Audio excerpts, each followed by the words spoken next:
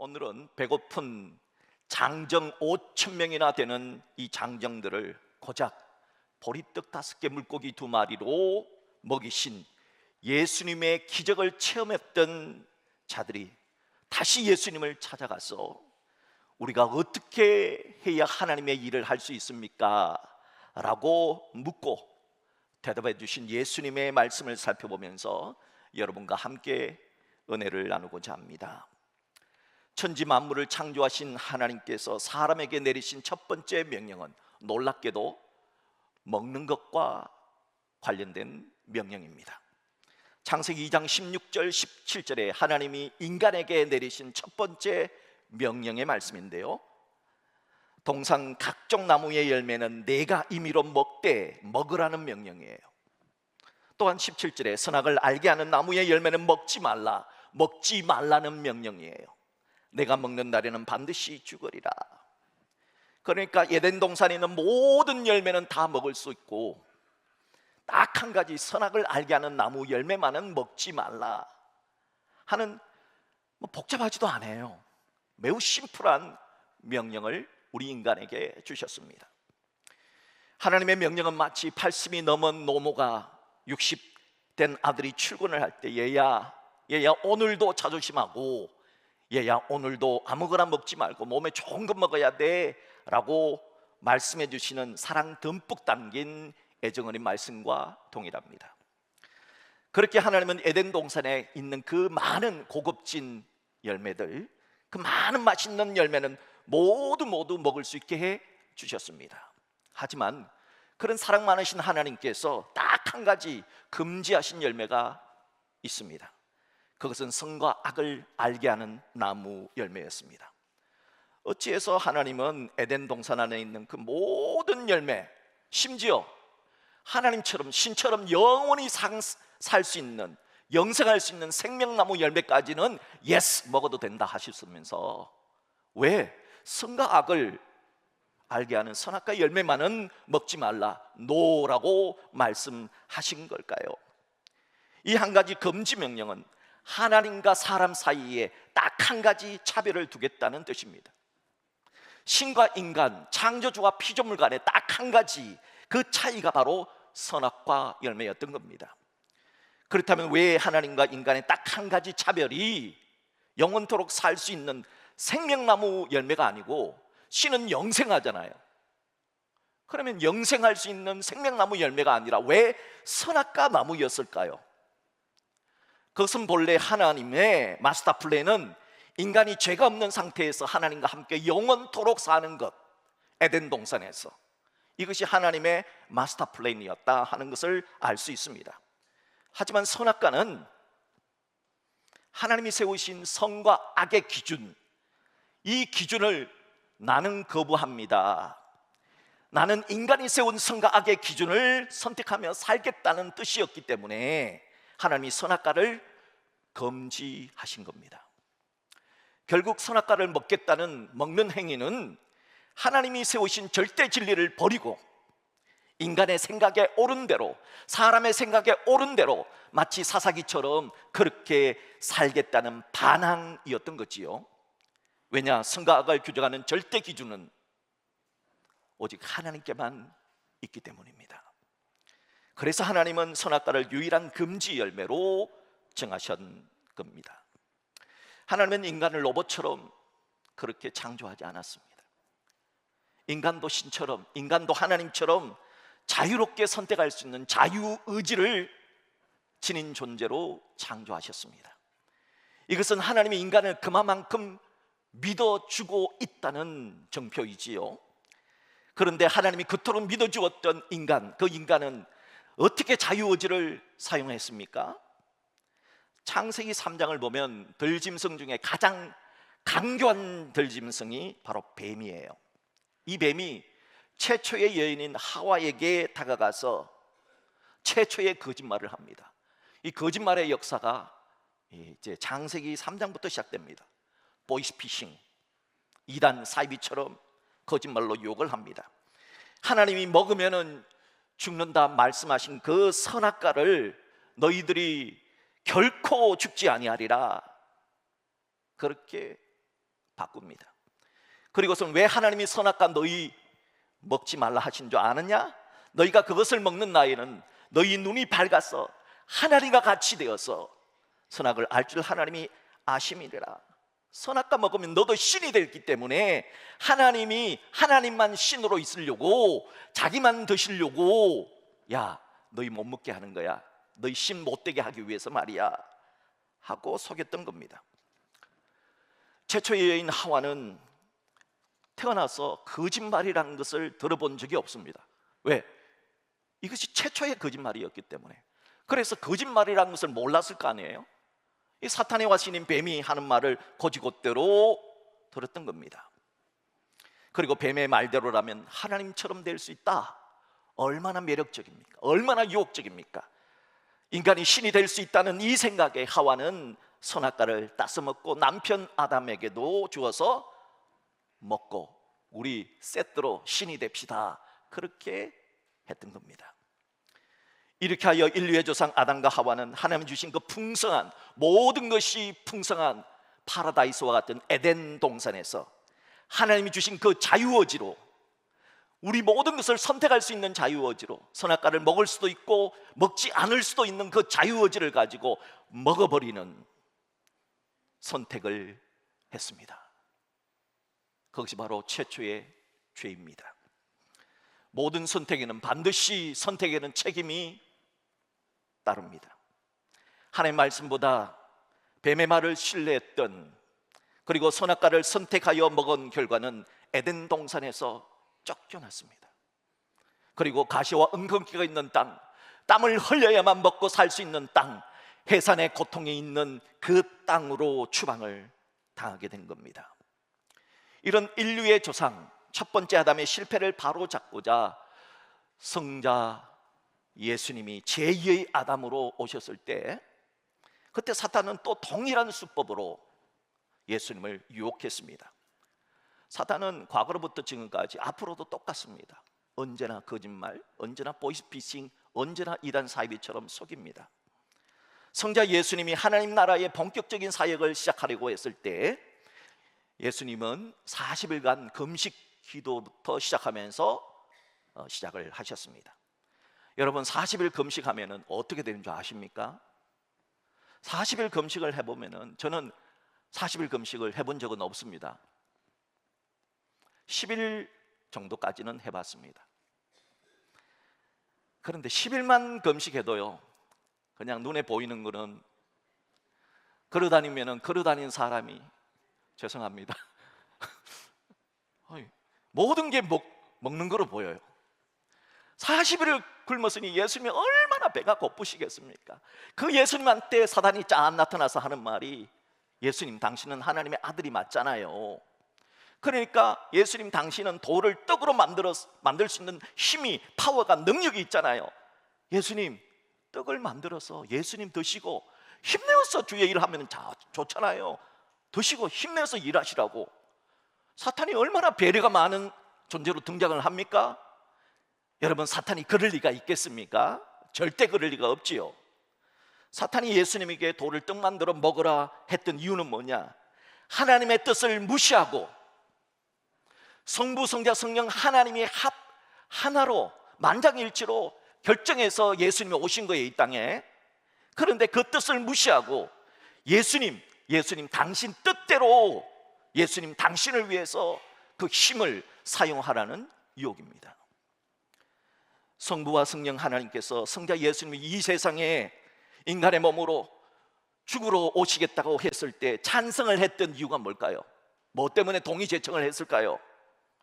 인간의 죄를 대신 지고 십자가에 피 흘려 죽으심으로 인간의 죄 문제를 모두 다 해결해 주시고, 에덴으로 돌아갈 수 없었던 그 인간에게 다시 천국 갈 수 있는 그 기회를 주시려는 것 때문이 아니었습니까?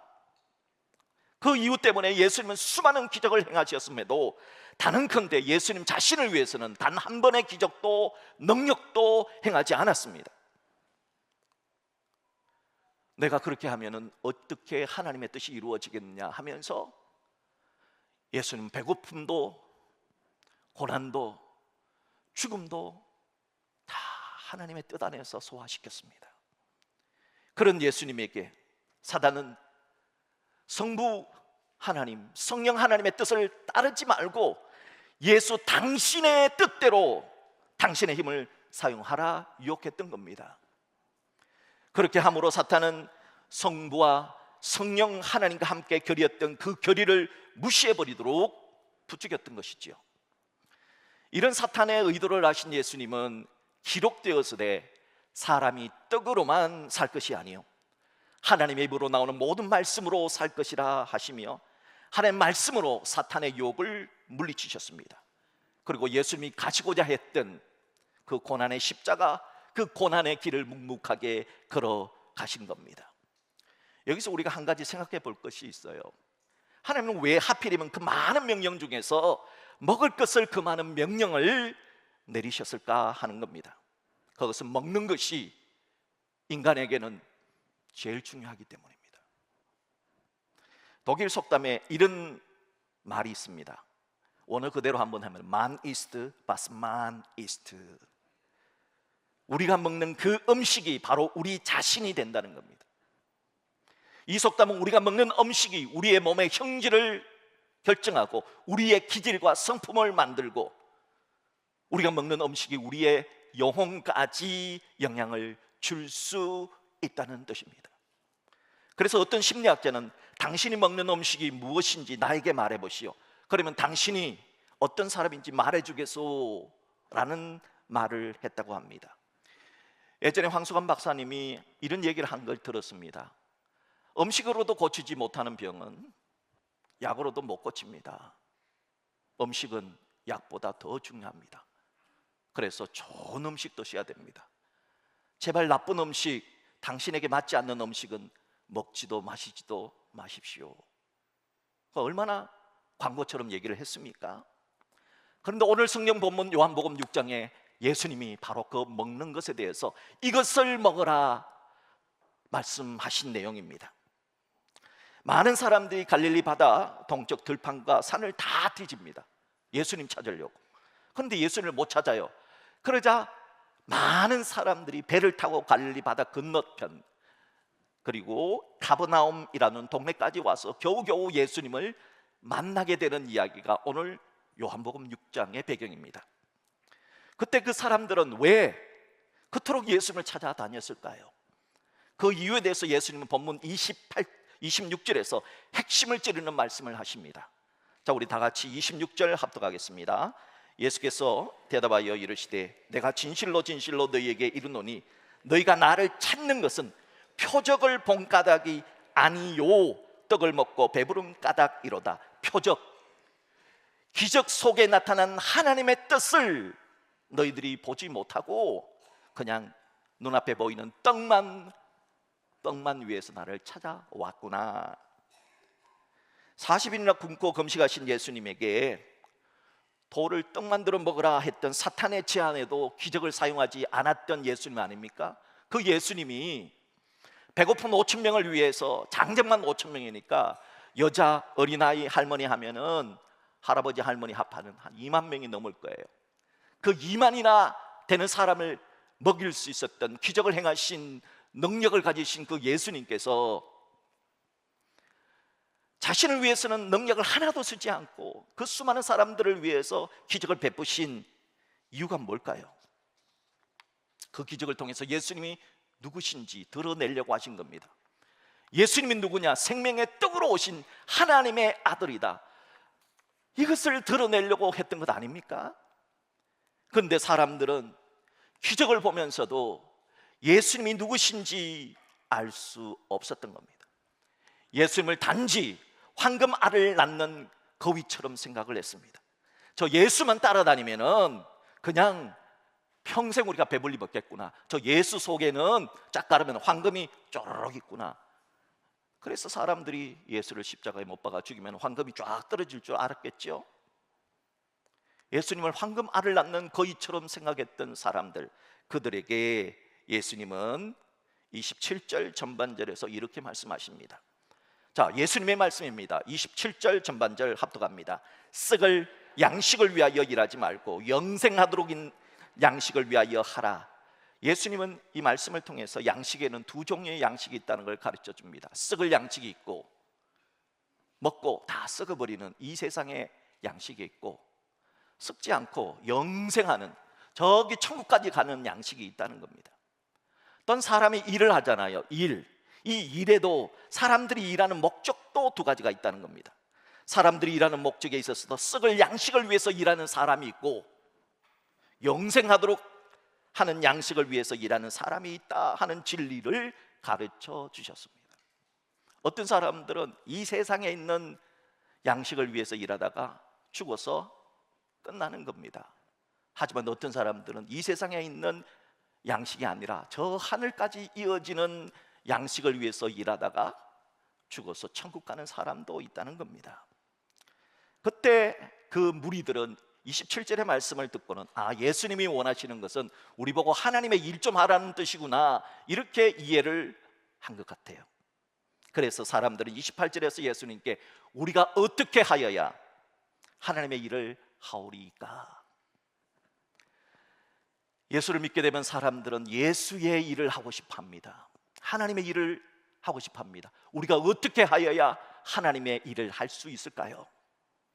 이 질문에 대한 예수님의 대답이 바로 본문 29절 이후에 나오는 말씀인데요, 그 핵심 키 포인트는 29절입니다 29절만 합독합니다.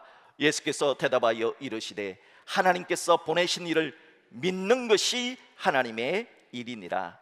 무엇이 하나님의 일이냐 하면은 하나님께서 보내신 이 예수님이죠. 예수를 믿는 것이 하나님의 일이니라. 왜 예수 믿는 것이 하나님의 일일까요? 일반적으로 우리는 하나님의 일이다 그러면은 착한 일 많이 하고, 구제 많이 하고, 사람들 많이 도와주고, 선교 많이 하는 것, 이걸 하나님의 일을 하는 걸로 우리는 그렇게 알고 있잖아요. 그래서 저는 이 요한복음 6장을 볼 때 뭐지? 도대체 하나님의 일을 왜 믿는 것이라고 하지? 왜 하나님의 일이 선교 많이 하고, 구제 많이 하고, 남 많이 도와주고, 착한 일 많이 하라는 말씀이 아니지? 이 말씀에 퀘스천을 달았던 때가 있었습니다. 왜 그랬을까요? 왜 예수를 믿는 것이 하나님의 일이라 예수님이 말씀하신 걸까요? 그것은 구원을 주시는 구원은 하나님이 주시는 겁니다. 그 하나님이 그렇게 약속하셨기 때문입니다. 성경 어디에 그런 말씀이 있나요? 우리 한번 몇 구절만 찾아보겠습니다. 먼저 요한복음 1장 12절입니다 요한복음 1장 12절 합독합니다. 영접하는 자 곧 그 이름 예수님을 믿는 자들에게는 하나님의 자녀가 되는 권세를 주셨으니, 하나님의 아들이 되고 하나님의 딸이 되는 권세를 받으려면은 어떻게 해야 됩니까? 예수님을 믿어야 된다. 이것이 누구의 말씀입니까? 예수님이 말씀입니다. 예수님이 그렇게 약속하신 겁니다. 자, 또한 요한복음 3장 16절 우리 같이 한번 합독해 볼까요? 하나님이 세상을 이처럼 사랑하사 독생자를 주셨으니 이는 그를 예수님을 믿는 자마다 멸망하지 않고 영생을 얻게 하려 하심이라. 하나님의 약속입니다. 사람이 멸망하지 않는 방법, 사람이 천국 영생을 얻는 조건은 오직 예수를 믿는 믿음이라는 겁니다. 자, 또한 로마서 10장 9절로 10절, 이 말씀도 굉장히 중요한 말씀인데 역시 한번 합독할까요? 내가 만일 내 입으로 예수를 주로 시인하며 또 하나님께서 그를 죽은 자 가운데서 살리신 것을 내 마음에 믿으면 구원을 받으리라. 사람이 마음으로 믿어 의에 이르고 입으로 시인하여 구원에 이르느니라. 구원은 어떻게 받느냐?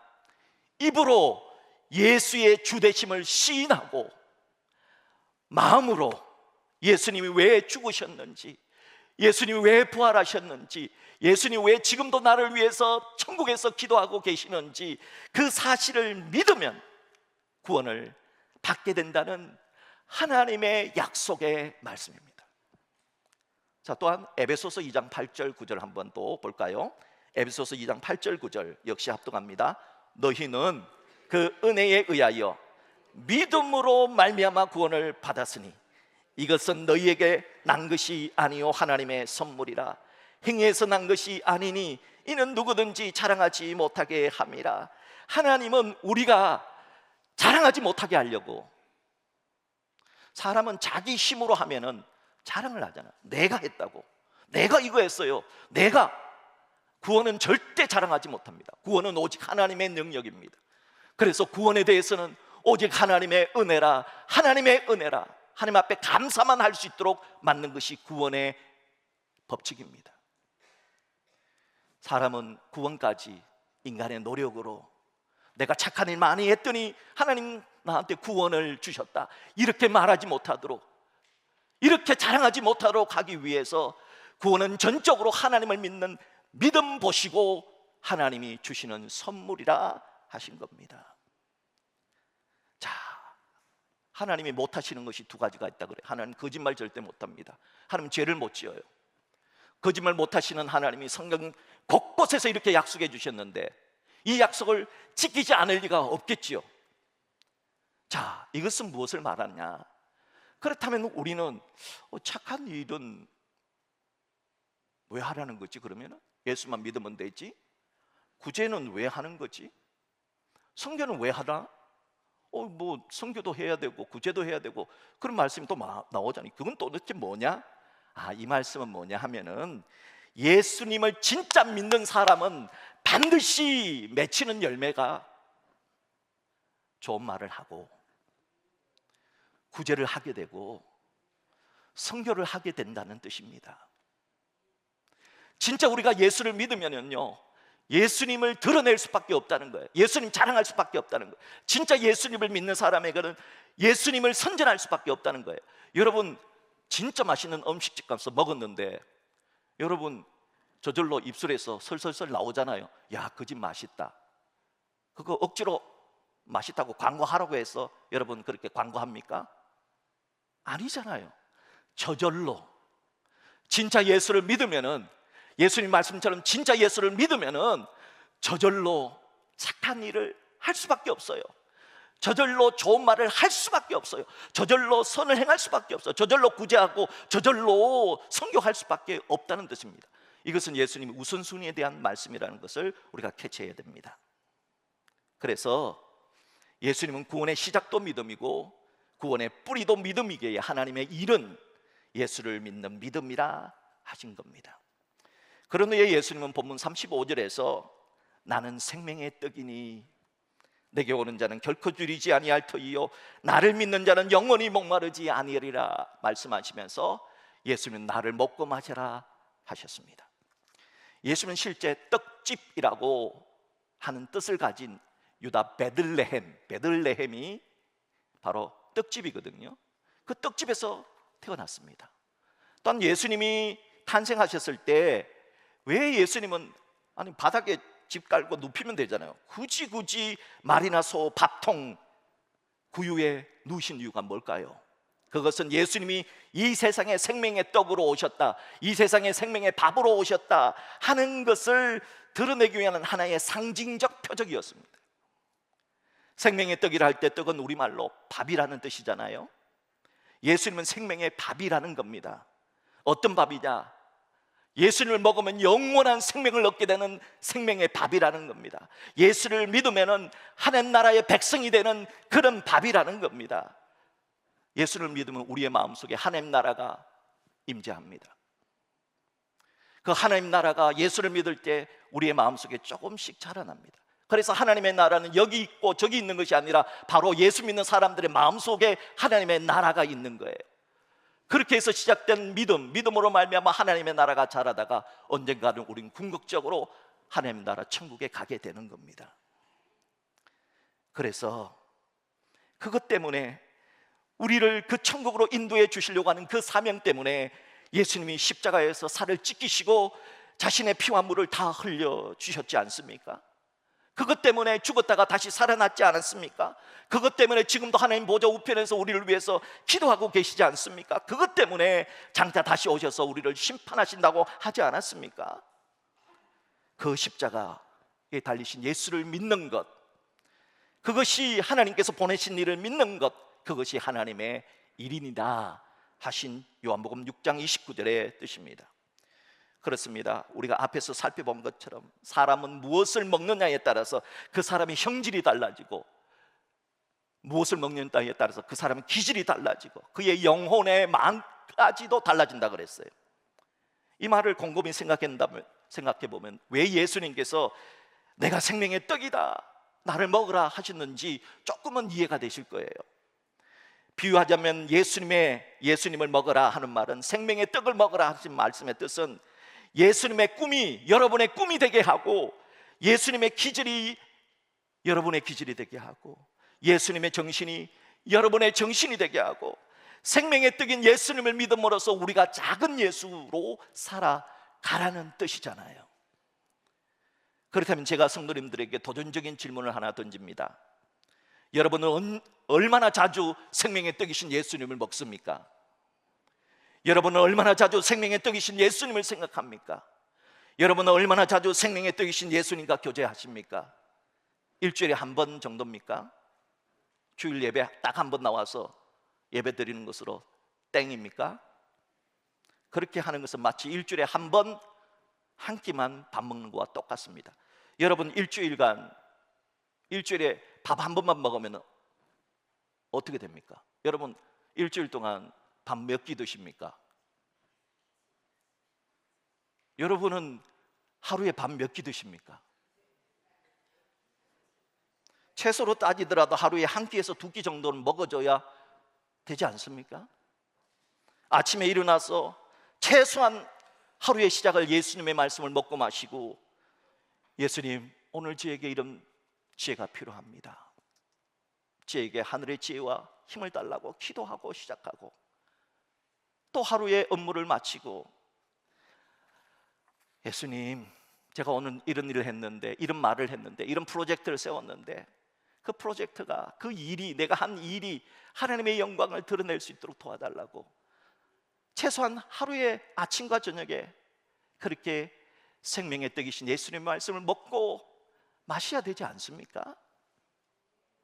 그래야만 우리 영혼이 예수님 덕분에 예수님의 마음을 조금이라도 채울 수 있지 않습니까?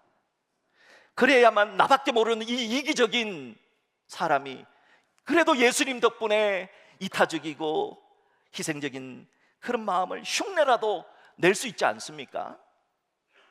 우리가 생명의 떡이신 예수님을 날마다 먹어야, 그래야만 우리의 이 짧고 불완전한 지혜가 예수님의 지혜를 닮아가지 않을까요?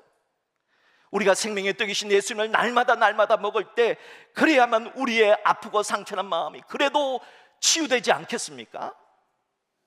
어떤 시인은 우리나라 말에 밥은 바보와 같다 하는 의미가 있다.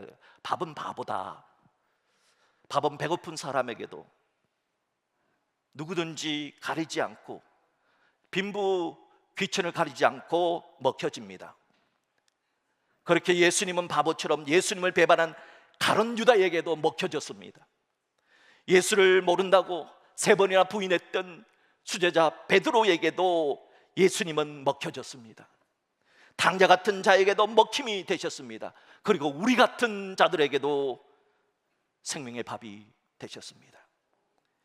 그 예수님을 믿었던 사람들은 다 생명을 얻었습니다. 생명의 떡으로 오신 예수님을 믿었던 회당장 야이로는 죽은 딸이 다시 살아난 기적을 체험했습니다.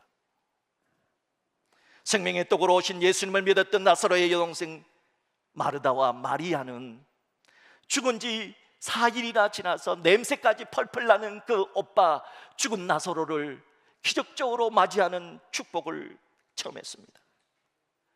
예수님은 뭐 때문에 수많은 사람이 죽었는데 회당장 야이로의 딸만 살렸고 죽은 나사로만 살렸겠습니까? 안 그러면 죽은 사람 다 살려내야지 왜 그 사람만 살려냈겠습니까? 이유가 있을 것 아닙니까?